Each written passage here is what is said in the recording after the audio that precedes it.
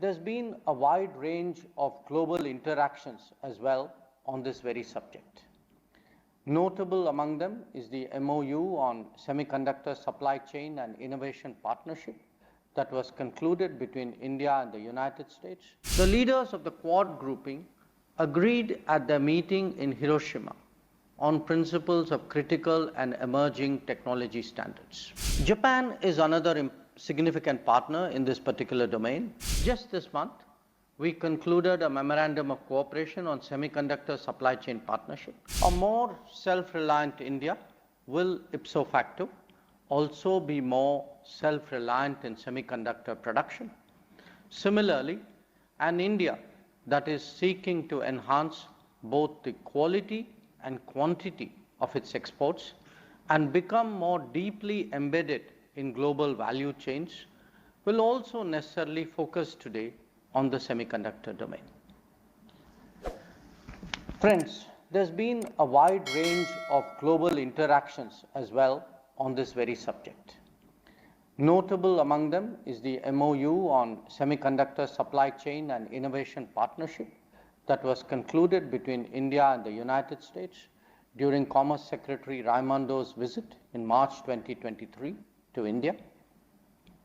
It sought to establish a collaborative mechanism that would represent a productive intersection of America's Chips and Science Act and India's semiconductor mission.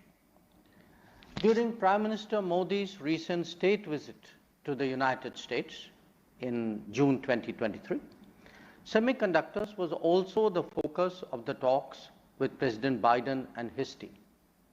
As you would be aware, the two leaders chaired a technology roundtable with the brand names of industry present on that occasion.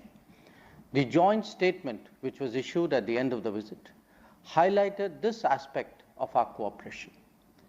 Three American companies, Micron Technology, Lam Research, and Applied Materials, made specific comments that have been the subject, I believe, of your deliberations as well.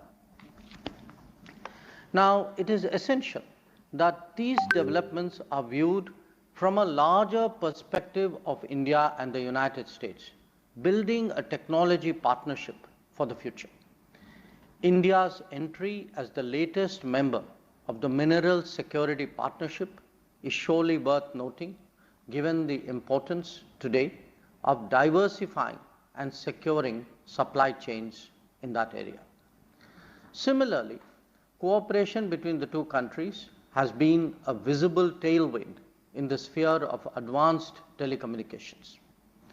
Even as India's 5G rollout unfolds and starts to gather momentum, it is noteworthy to seek Bharat 6G and American NextG alliance co-lead research. Launching Open RAN deployments and participating in the US RIP and Replace program is also something worth noting. This collaboration today extends to new initiatives and additional domains and can be expected to grow steadily in the times to come. We see that, for example, in space, where India signing the Artemis Accords and promoting stronger ISRO-NASA collaboration is a sign of the times to come. It is visible too in the creation of a joint Indo-US quantum coordination mechanism. The innovation handshake between Indian entities and the National Science Foundation holds much promise, and so does the Indus-X Innovation Bridge in defense technologies. Now, earlier in May 2023, the leaders of the Quad grouping, you are all aware, comprises of India, US, Japan, and Australia. The leaders of the Quad grouping agreed at their meeting in Hiroshima on principles of critical and emerging technology standards. This inter alia supported industry-led, consensus-based, multi-stakeholder approaches. It endorsed technology standards that promote interoperability, competition, inclusiveness, and innovation. The intent was to foster technology standards that support safety, security, and resilience.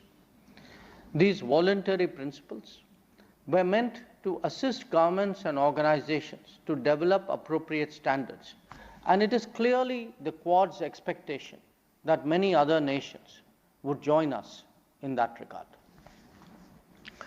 Japan is another significant partner in this particular domain, and my meeting just this week with Foreign Minister Hayashi affirmed the priority that both of us attach to it. Just this month, we concluded a memorandum of cooperation on semiconductor supply chain partnership. It is expected to promote semiconductor design, manufacturing, equipment research, talent development, and industry resilience. I should also mention the other Quad partner, Australia, because of their salience when it comes to raw materials, critical minerals, and innovative research. Do note that we have an ongoing critical minerals investment partnership with that country.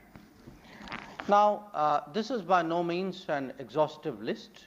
In fact, very frankly, I cited it because these are good examples of an impactful illustration